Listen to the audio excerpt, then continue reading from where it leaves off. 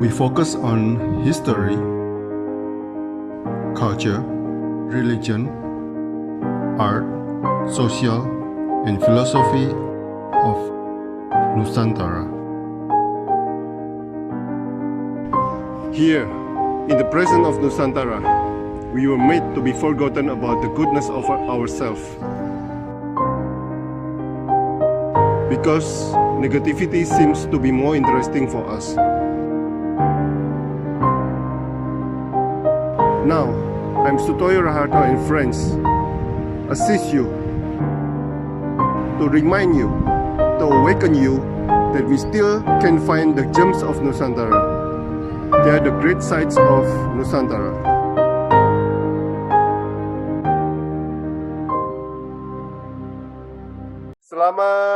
Selamat sore, Mas Durga. Ya, selamat sore di Indonesia. Pendiri Durga Tattoo. Wow, perjalanan tato Anda cukup lama, Mas. Ya nggak dibandingkan beberapa tato artis entah di tanah air atau di luar negeri, ada yang seumuran saya 48 itu mereka udah 25 tahun jadi tato artis, tapi aku baru 13 lah, 13-14 tahun lah jadi tato artis. Wow. Sekitar itu. Wow. Nah. Oke, Mas Durga, nama Anda mempunyai arti yang sangat dalam. Saya salah satu penggemar atau ya penggemar Durga. Nah, bagaimana Anda memaknai Durga dalam hidup Anda? Silakan. Itu dulu ini kedua kali saya tinggal di Jerman. Oh, wow. Dulu tahun 99 sampai 2004 saya juga tinggal di Jerman. Dulu masih masa sebelum saya sebagai tattoo artis ya, saya masih seniman, lalu pekerja kreatif seperti itu. Lalu banyak berkecimpung di dunia entertainment underground di Berlin. Lalu untuk saya Durga lebih kuat daripada suaminya. Dia lebih powerful daripada suaminya. Suaminya takut banget dengan Dewi Durga ini. Dan untuk aku nggak masalah ya, aku mengambil nama seorang Dewi gitu, yang aku jadikan sebagai artist name-ku gitu. Dan itu membuat sedikit shocking untuk masyarakat kita di tanah air yang agak konservatif pada umumnya gitu ya. Ya, dan untuk aku cool pada saat itu juga bisa memilih dan punya ide Durga sebagai artist name-ku gitu. Wow. And you know all the story about Durga pasti. Yeah, I know the story about her. I know the character of her. She can be very destructive. She can transform in different personalities and forms. Yeah. Begitu. Jadi ya. Gitu. Yeah. And you want to be like her? Aku nggak mampu menjadi seperti dia. Tapi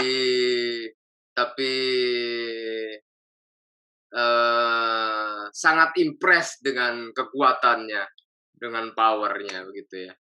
Jadi aku berharap mungkin aku bisa ketularan sedikit. Oke. Begitu. Dengan menggunakan namanya sebagai artist name-ku untuk berkreasi ya, untuk kritis ya seperti itu. Wow. Mas, saya share foto Mas ya.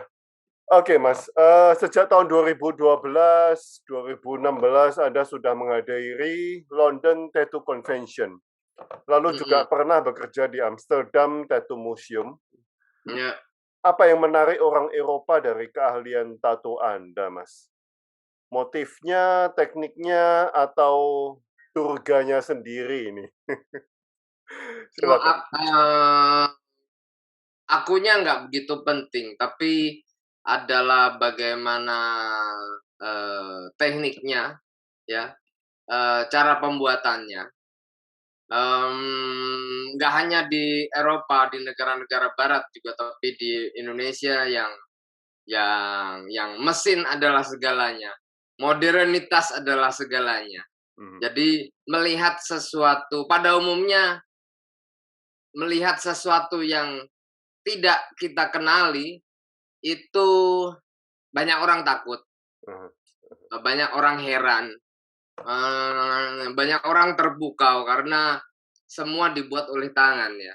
mhm, Dan di negara yang sudah maju, karya yang diciptakan secara manual dengan tangan dihargai sangat tinggi kan. oh, oke.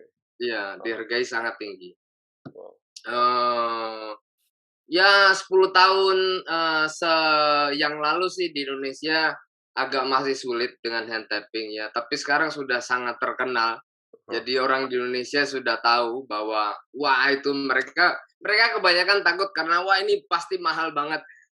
Ya kalau kita bicara tentang produk-produk handcraft yang, buatan tangan, semua pasti lebih mahal daripada mass production, itu pasti ya.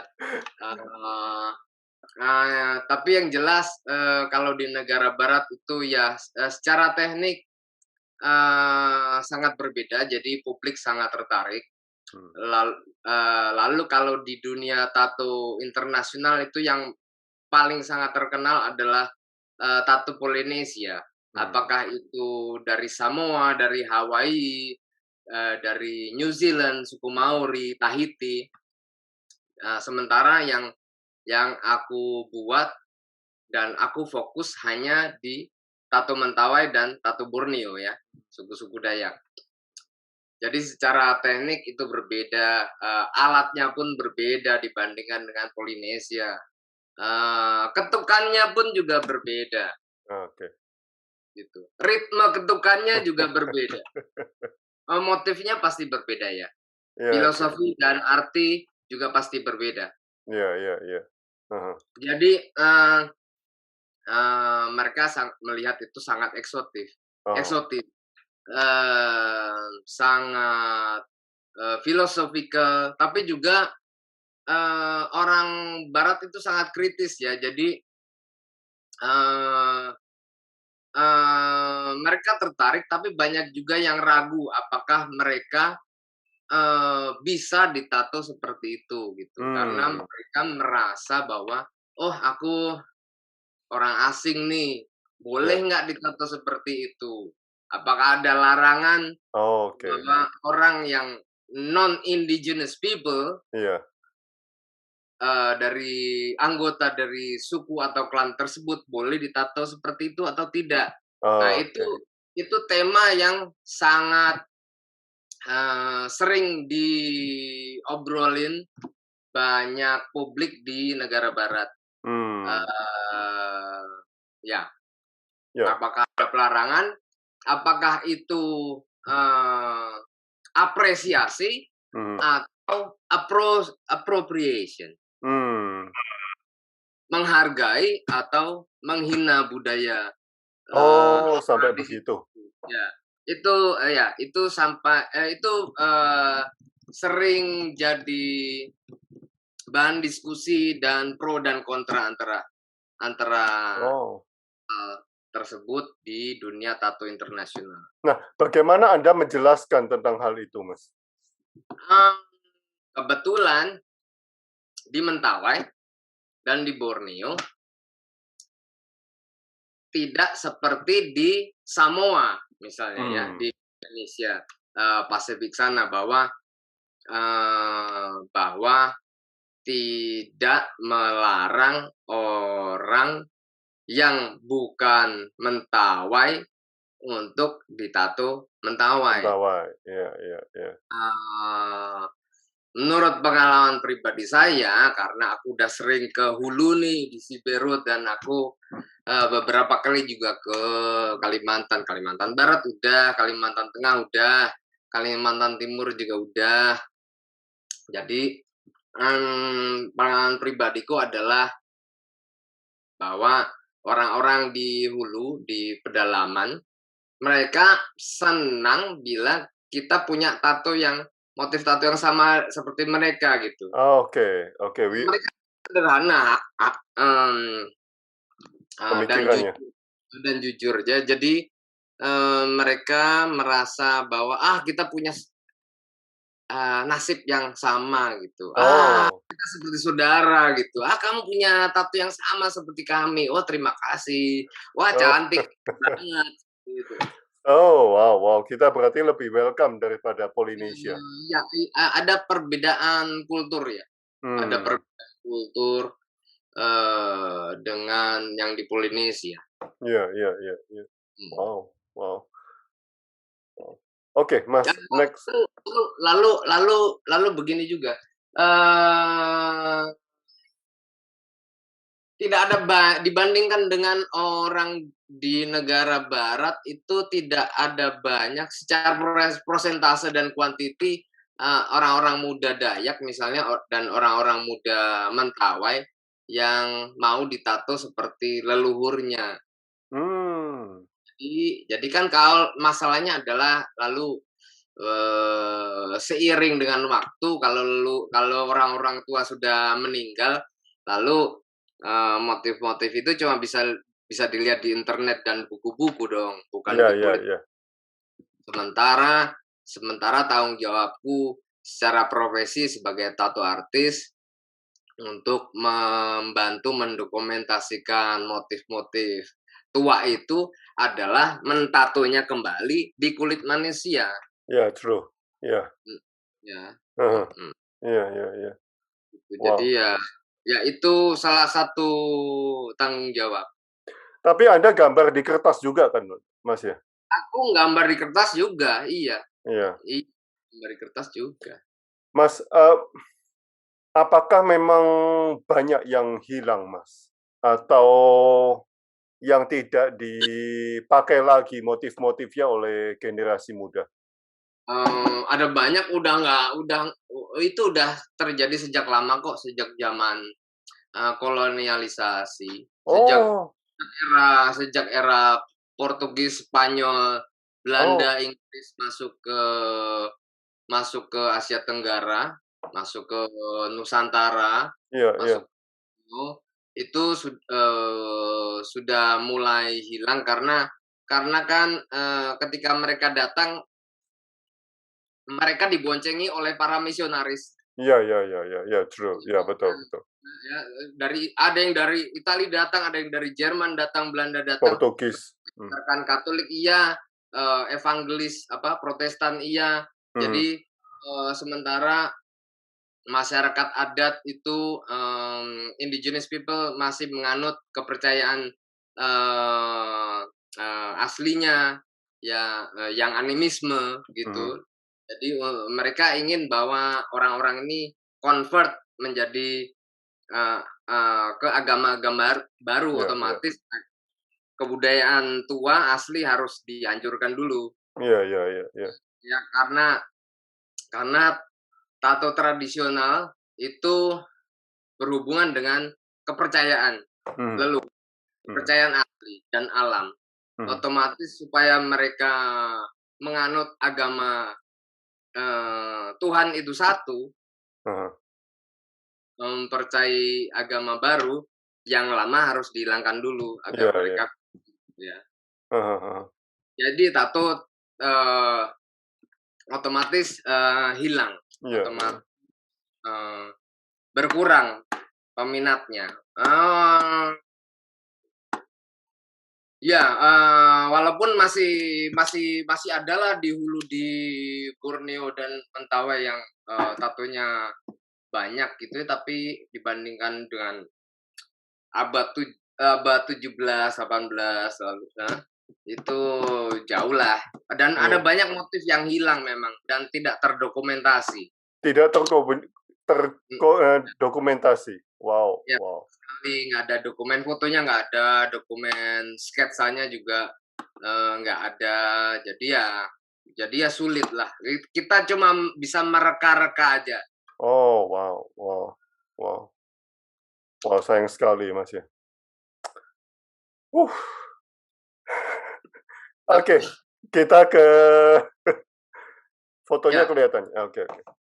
kelihatan jelas ya. Itu foto itu diambil waktu ulang tahun emas pernikahan almarhum papa dan mama. Oh, Itu ya, tahun lupa itu tahun berapa? Oh, 2018. Iya betul, 2018.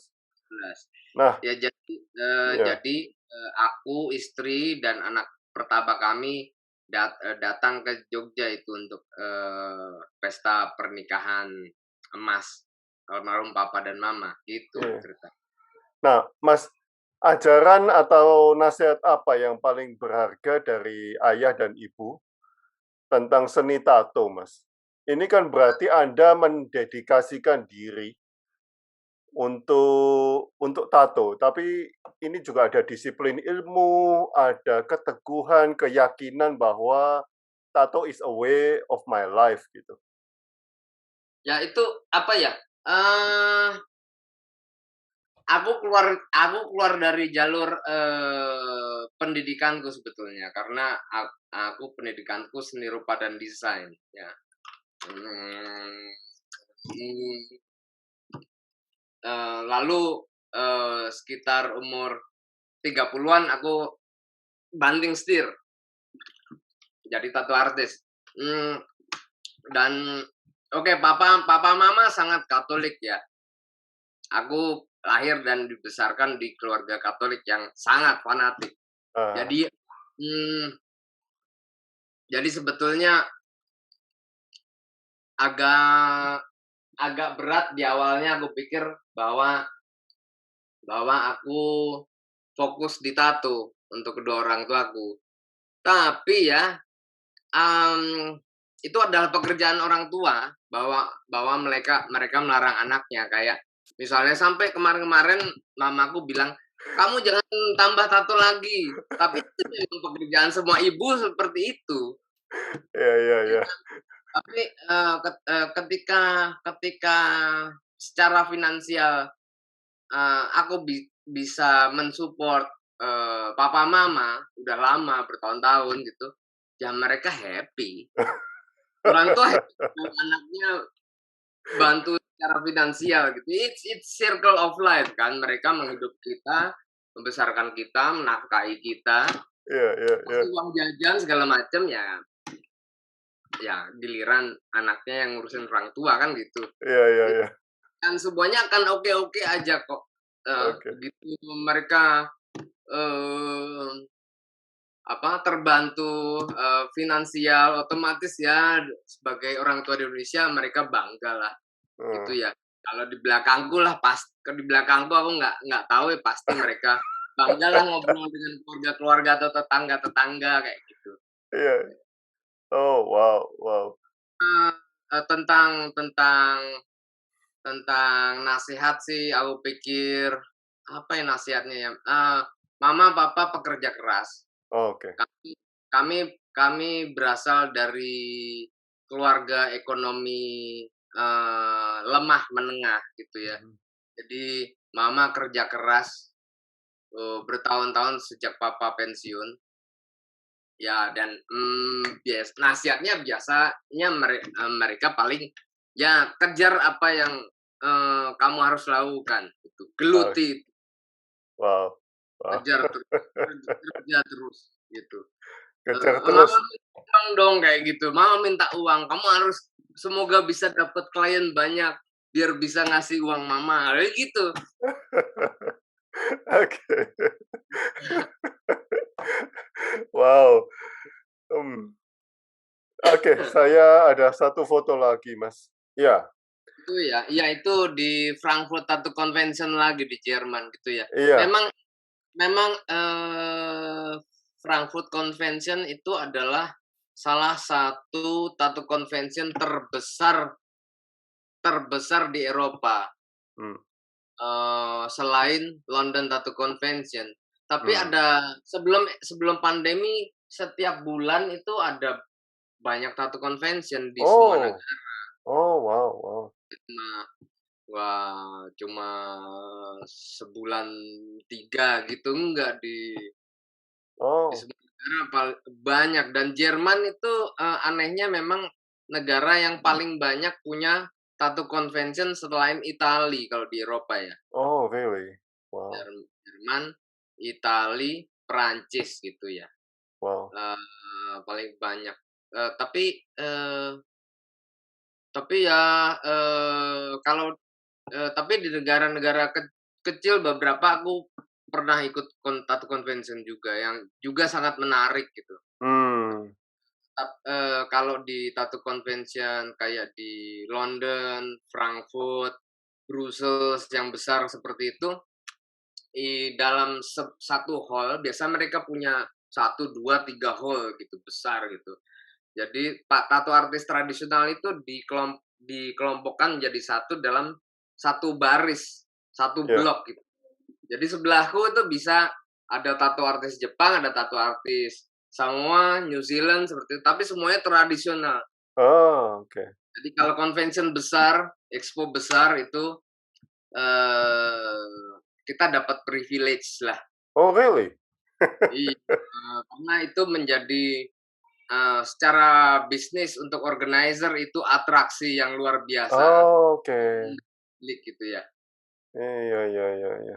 Nah, Gitu. Jadi kita seperti sirkus gitu, kita ditontonin kayak kebun binatang gitu kan, diajak foto-foto gitu, capek lah pokoknya.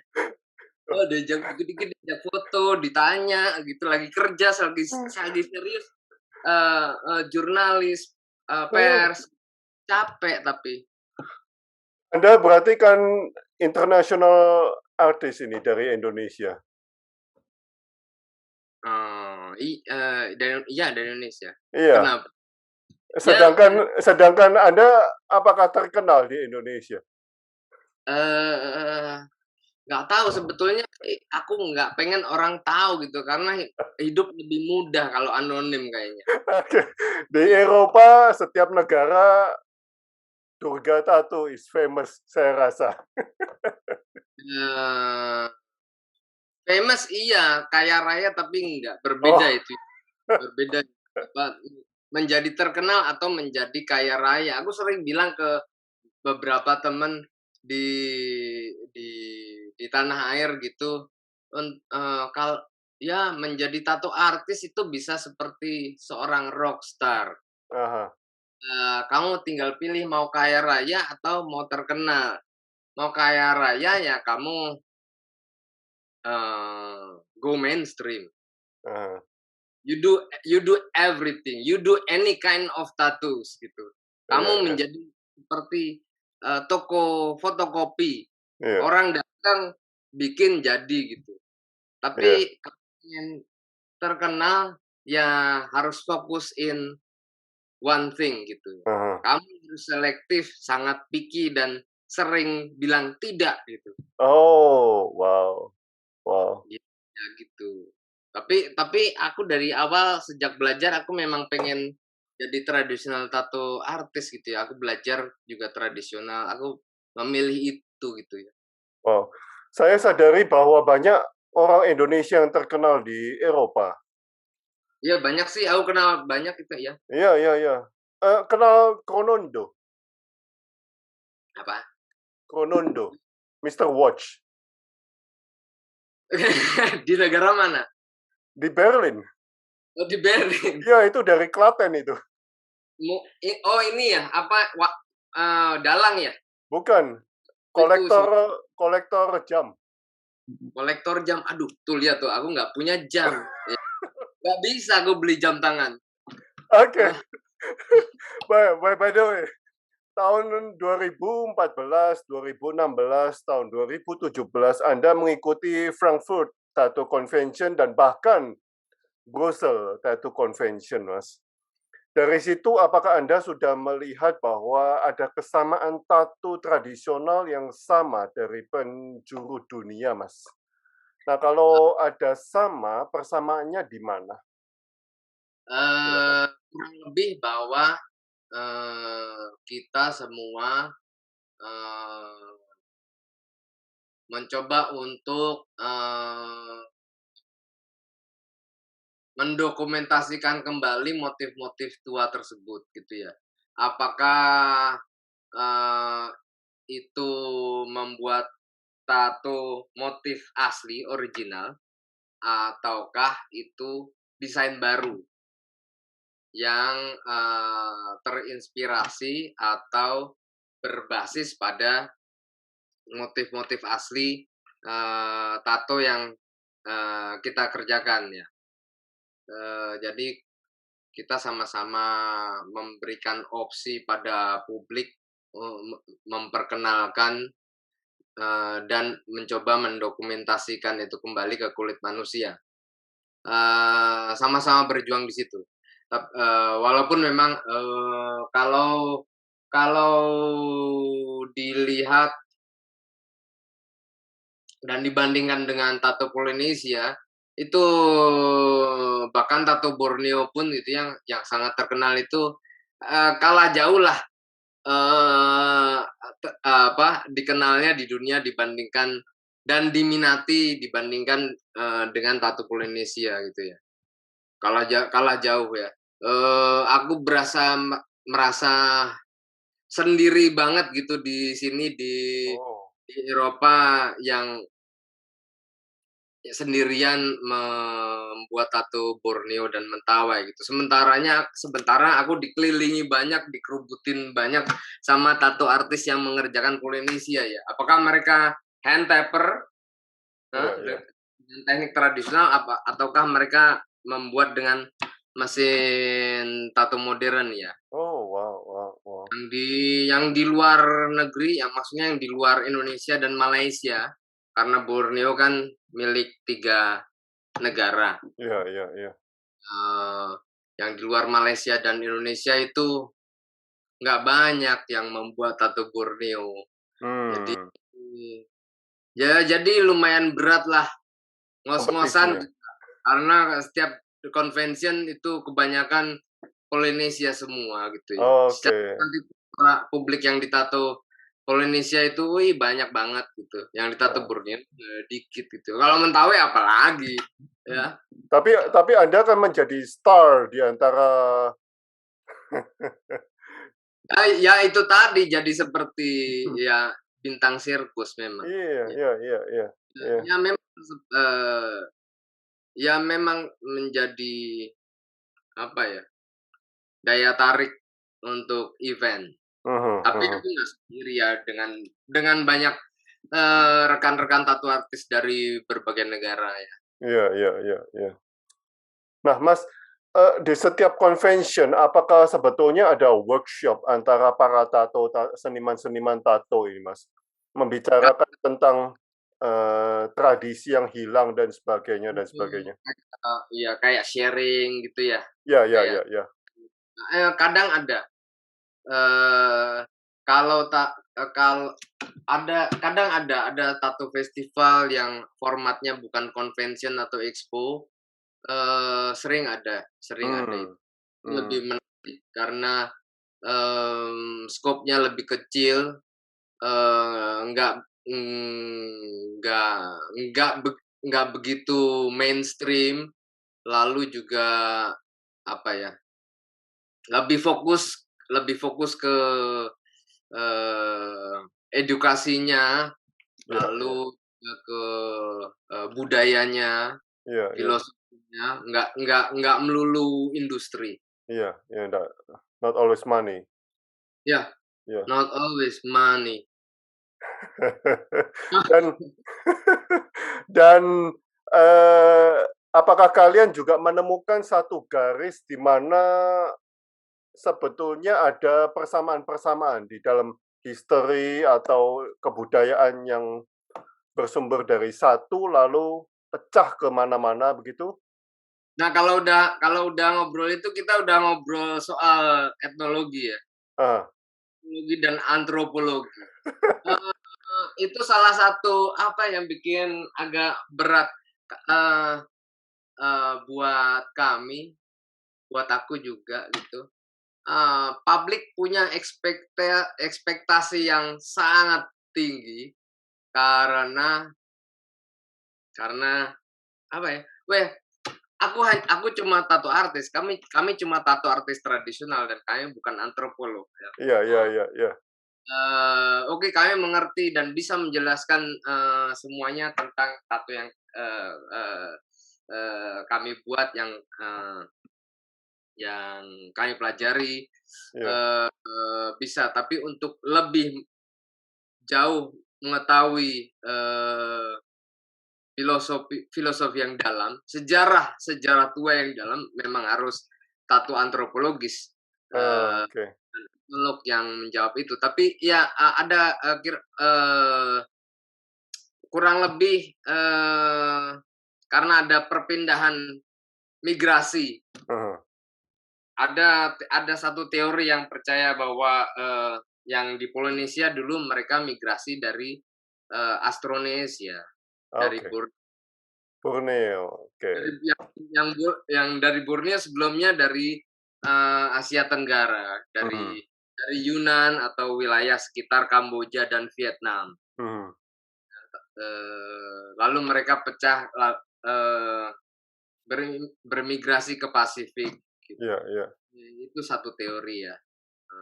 Dan aku nggak bisa bicara banyak tentang hal Oke. itu. Tapi dari rekan-rekan tato artis yang dari Pasifik, yang dari Hawaii, bahkan mereka juga ngobrol ke aku ketika kami ketemu di convention. Kami sangat misalnya gini, dia pernah bilang yang dari Hawaii, kami sangat beruntung bahwa kami punya teknik yang yang sedikit lebih improve daripada teknik yang ada di Borneo atau Mentawai, karena di Polinesia bisa bekerja lebih cepat. Mereka pakai gerigi yang banyak gitu untuk membuat garis atau mengisi kulit dengan warna hitam. Mereka bisa lebih cepat karena menggunakan gerigi sebagai jarum yang banyak. Tapi kalau di Borneo, di Filipina, di Mentawai itu masih bisa dikatakan single needle ya, 1, 2, 3 gerigi jarum. Wow. Ya, jadi mereka sudah improve. Oke. Wow, wow. Nah, Mas, teman-teman kalau ada yang mau bertanya silakan diketik. Ini kesempatan luar biasa, ini ketemu international artist ini. Ini Mas Paul dari Medan, halo Mas Paul. Sugiono tuh, halo, nggak tahu. Tommy, aku kenal ini. Halo, selamat sore. Siapa ya? Halo, Bang Paul dari Medan. Mas sore. Sore. Oke, Mas Durga, selain sebagai karir dan seni, bagaimana Anda melihat tato setelah sekian tahun, Mas? Apakah memang ada kekuatan magis di setiap tato yang telah Anda karyakan atau koleksi di tubuh Anda? Di tubuhku atau di tubuh orang lain? Kedua-duanya. Kalau di tubuhku bagaimana ya? Aku nggak mikirin tato apa yang ada di tubuhku gitu ya. Oke. Karena sebelum menjadi tato artis terlanjur badanku juga udah penuh, bahkan udah muka aku juga ditato gitu ya. Buat aku nggak penting bahwa misalnya lenganku belum selesai ditato gitu sampai sekarang karena waktunya nggak ada. Buat aku lebih penting bahwa orang lain itu memiliki tato yang jauh lebih terkonsep, lebih indah daripada yang di badanku. Sering orang tanya, ini tatomu yang ini tatomu yang bikin siapa dan kapan? Terus karena misalnya orang pengen pengen cari tahu aku mau tato apa gitu ya. Terus mereka ngeliat tato yang di tubuhku. Jangan ngelihat badanku. Jangan. Aku sering bilang ke mereka orang yang tatonya paling jelek itu di badannya itu tato artis. Karena kita Oh, memberikan tubuh kita untuk ditato teman-teman, saling tato menato gitu ya. iya, iya, Untuk iya. iseng, belajar juga, tapi tapi yang terpenting adalah tato publik, tato orang lain dan aku selalu bilang ke mereka, ya karena aku udah punya pengalaman buruk, tato lama lalu aku apa ya, aku cover up, aku tiban dengan tato yang baru. Iya. Jadi aku menginginkan sesuatu yang jauh lebih baik untuk orang lain gitu. Jangan sampai mereka menyesal Aha. eh, terburu-buru untuk ditato atau memilih tato gitu. Wow, wow. Hmm. Berarti Anda menganggap tubuh Anda sebuah kanvas, Mas? Aku kalau orang lain ya sebagai kanvas karyaku ya, Iya, betul iya. gitu. Kalau apakah itu mengandung magis? Contohnya seperti ini, contohnya kalau di Mentawai kan aku sering menato para sikirei. Mhm, Sikirei itu tetua adat dan mhm. syaman gitu ya. Tabib juga eh, di Mentawai. Otomatis ya pasti ya itu mengandung kekuatan magis untuk mereka. Mhm. Fungsiku di situ hanyalah sebagai perantara aja ya. Aku Perantara. cuma untuk merealisasikan agar tato yang di tubuh mereka itu lengkap. Mhm. Nah, karena sebelum mati mereka percaya bahwa bila titi mereka, tato mereka lengkap, lalu di kehidupan setelah mati mereka mudah dikenali oleh leluhurnya, roh-roh Oh. leluhur. Oh, Lalu wow. Oh. berkumpul kembali, gathering dengan mereka. Iya, iya, Gitu. iya. Kalau di negara barat atau di orang non Mentawai atau Borneo ada cerita menarik. Aku pernah menato titi salio. Titi salio itu ini apa? Desain kaki Mentawai ini untuk laki-laki dan perempuan Iya. untuk namanya Blanka, perempuan orang Poland. Aku tato 2017 di festival tato tradisional di Spanyol. Itu aku tato mulai dari pagi sampai pagi lagi, 2 kaki selesai. Gitu ya, Wow. enteng gitu. Lalu di tahun-tahun berikutnya dia cerita bahwa ketika di musim panas dia main ke sungai, lalu semua semua ikan itu datang ke kakinya. Dan it Wow. dan itu, sangat sesuai dengan, konsep dari Titi Salio itu bahwa, tato kaki Mentawai ini merepresentasikan perangkap ikan. Oh. Wow. Perangkap ikan yang dibuat dari rotan itu, Iya, iya, ya, iya. Iya, itu dan tali pancing itu. iya. Dan ya itu Blanka cerita ke aku. Dia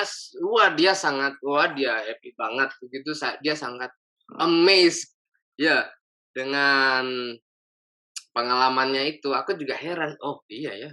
Wah, ya gitu ya. Jadi aku apa ya? Aku sering dengar cerita cerita yang menarik dari orang yang pernah ditato itu. Mereka merasakan ada sesuatu yang sangat spesial terjadi Oh.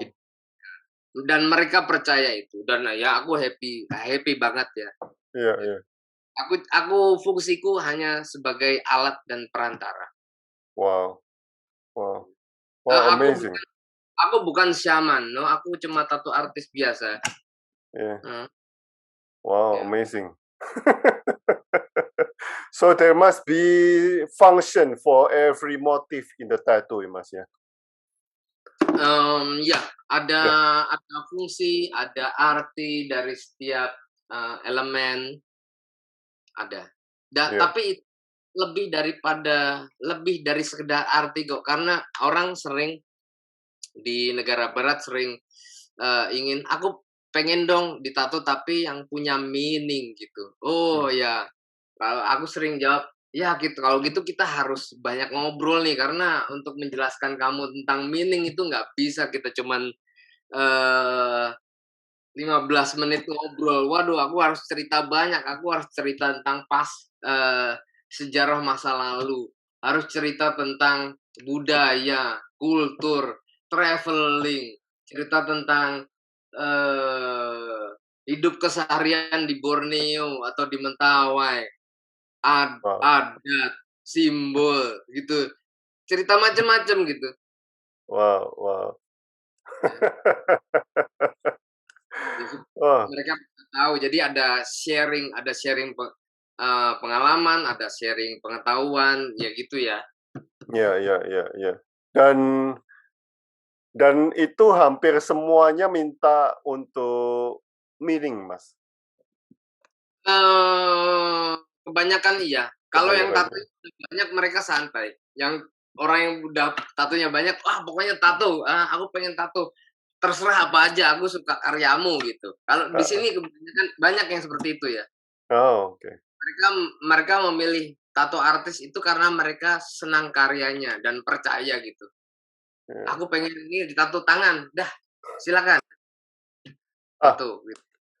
Mas, sebelum mengakhiri perbincangan kita, Anda mengikuti banyak convention, Mas. Ini adalah satu budaya yang luar biasa dari negara Indonesia. Ada support nggak dari pemerintah Indonesia, KBRI atau apapun? Eh, Ada yang mengenal Anda, para diplomat Indonesia. iya, iya, mengenal aku iya mengenal banget, ya mengenal banget karena dari tampang aja beda ya kan ya. Iya, dari tampangnya beda nih, tatoan gitu ya. Ya, Oke, dari tampang iya, tapi no aku nggak butuh support.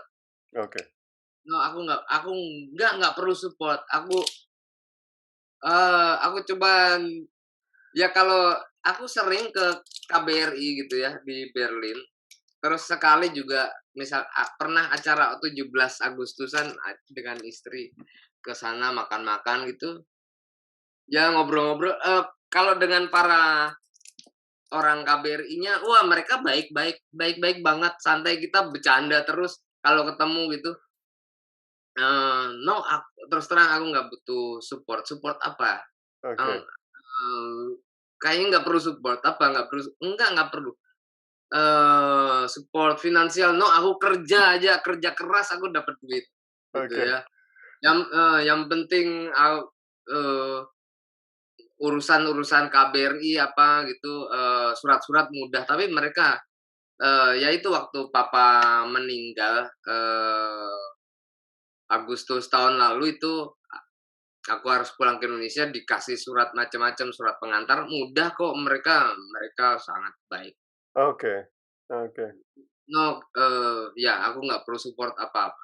Aha, Aku happy happy untuk terus bisa bekerja dengan mudah, itu aku udah sangat happy gitu. iya, iya, iya. Wow. But you are a representative of Indonesian culture, Mas. Eee, aku nggak tahu, orang-orang berpikir seperti itu ya, Iya, iya, eee, iya. pikir ya biasa aja, Ya. ya biasa aja sih, ini fighting untuk hidup juga di sini. Eee, Oke, terima kasih Mas Durga untuk waktunya. oke, makasih ya. It's great Semoga to know you. It's great to know you. Wow, kita semoga harus jumpa di Berlin. Ya semoga, silakan kontak aja. Iya, Kontak aja langsung. Kita bisa ketemu di Jerman. Jerman. Iya, Sampai iya. ke air. Ya. Thank you so much, Mas. Terima kasih. And good luck for your wife. Yo, ya terima kasih. Ya, Ya. kabarin kalau udah ngelahirin. Pasti. Thank you. Ya ini ya. Oke. Thank you so much. Thank you so much. Yeah. See you in German. Terima kasih. Yuk. Bye-bye. Oke, bye-bye. Sampai ketemu lagi. Bye bye. Sampai ketemu lagi.